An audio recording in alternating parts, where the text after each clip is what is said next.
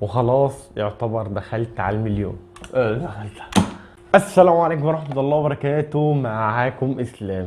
احلى متابعين في الدنيا واحلى مشاهدين واحلى ناس دعمتني. يا رب يفرحكم زي ما فرحتوني الفترة اللي فاتت دي، وان شاء الله برضه هتفرحوني، يا رب يفرحكم كمان وكمان.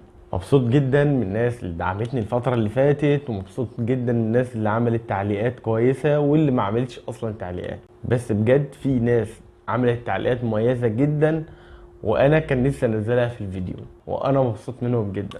وخلاص يعتبر دخلت على المليون. دخلت. وخلاص يعتبر دخلت على 1000 مشترك، ودي حاجة كبيرة جدا جدا بالنسبة لي، وقليلة بالنسبة لبعض، بس دي كبيرة جدا بالنسبة لي.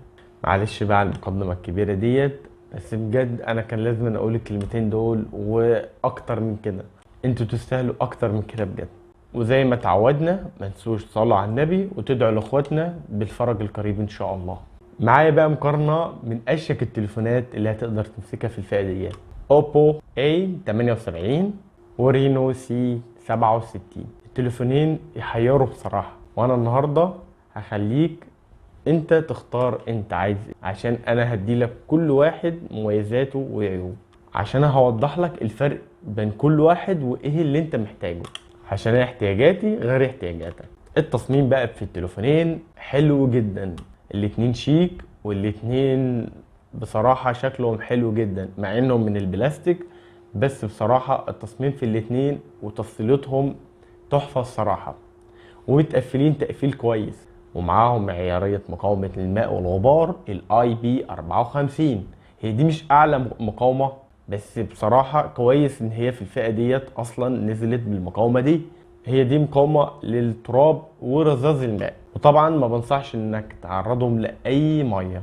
ندخل بقى في الشاشة.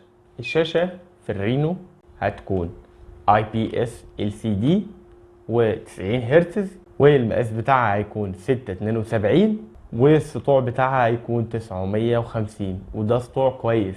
والحافة بتاعتها يعتبر من اقل الحواف في الفئة ديت، هي طبعا مش احسن حافة بس كويسة جدا. بالنسبة بقى للاوبو هيكون اموليد، والتردد بتاعها 90 هرتز، والمقاس هيكون 643 و800 نت، وعليها طبقة حماية كورنينج جوريلا جلاس 5.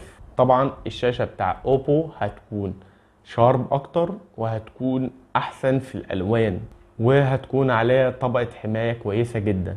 بالنسبة بقى لريلمي هتكون الشاشة مقاسها اكبر، والالوان هتكون باهتة شوية، بس السطوع بتاعها هيكون عالي عن الاوبو، وللأسف معلهاش طبقة حماية.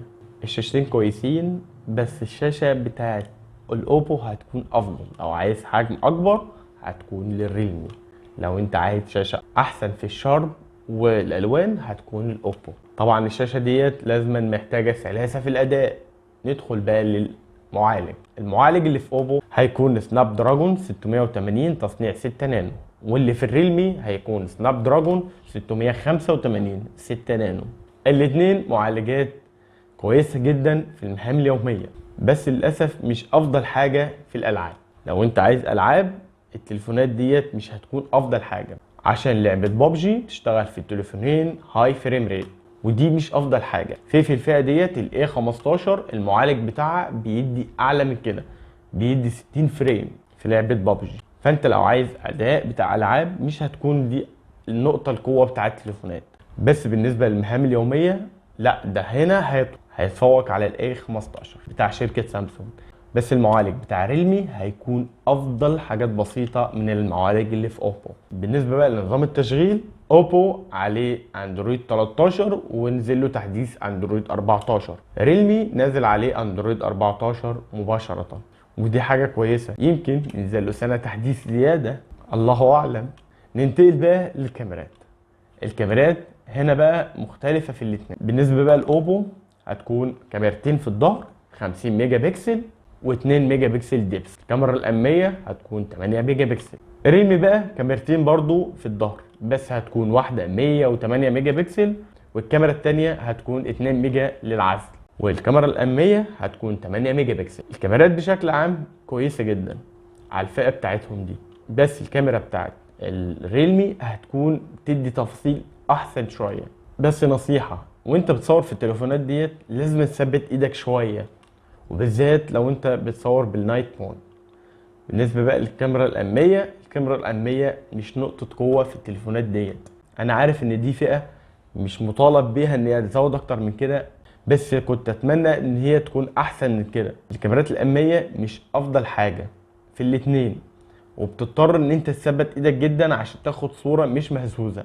ولو شغلت النايت مود هتضطر تثبت ايدك اكتر واكتر عشان التليفون فيه هزه كده. والكاميرا الخلفيه الاتنين مفهومش او اي اس، ودي حاجه تزعل. بس برضو نرجع ونقول ان الفئه ديت مش مطالب بيها ان هي تكون افضل حاجه، عشان الشركات بتزود الحاجه ديت في الفئه المتوسطه. بس برضو فيهم تثبيت في الفيديو، عشان فيهم الاتنين فيهم جير سكوب، والاتنين بيصوروا ب 1080 الكاميرا الخلفيه و 1080 الكاميرا الاماميه في الفيديو. فهنا ممكن اللي عايز كاميرات هيروح للريلمي، بس للاسف الاتنين مفهومش كاميرا وايد انجل، ودي بصراحه الكاميرا دي بتكون كويسه، كان نفسي تبقى موجوده احسن من كاميرا العزل. بس برضو الواحد ما يطمعش، الكاميرات كويسه. ننتقل بقى للرامات. الرامات في الاتنين 8 ميجا بكسل مع مساحه تخزين 128 و256، ودي حاجه كويسه قوي في الفئه ديت بصراحه، ان هما خلوا 8 ميجا بكسل. وفي النظام نفسه ممكن كمان تزود في النظام، فالاداء هيكون بصراحه كويس جدا. بالنسبه بقى للسماعات هتكون ستيريو سبيكر في الاتنين، وفي كلام بيقول ان الاوبو هيكون اعلى شويه من الريلمي.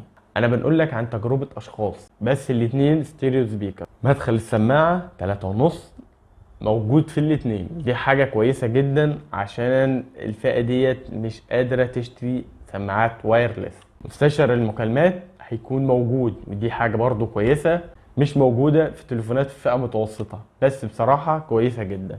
والشبكات بصراحة كويسة جدا في الاتنين، واصلا اوبو وريلمي مشهورين بالشبكات الكويسة، فاطمن من الحاجة ديت. بس في عيب صغير، ان الاتنين مفهومش مايك عازل للضوضاء.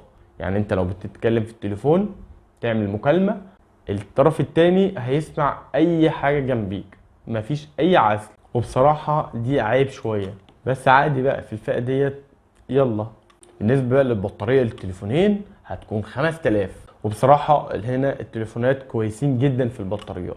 سرعات الشحن بقى في الاوبو هيكسب 67 واط، وده يمكن اعلى شاحن في الفئة ديت. وبرضه شركة ريلمي معاها شاحن كويس 33 واط، وده كويس جدا احسن من 25، مع ان ال 25 في الفئة دي كويس، مش في الفئة المتوسطة بيكون 25. وميزة حلوة في الشركتين اوبو وريلمي ان هما بيجي معاهم شاحن وجراب في العلبة. انا كده خلصت كلامي. لو انت وصلت لحد هنا انت بجد بطل. ما تنساش بقى تكتب لي في الكومنتس انت عايزني اعمل مقارنة عن ايه. سلام.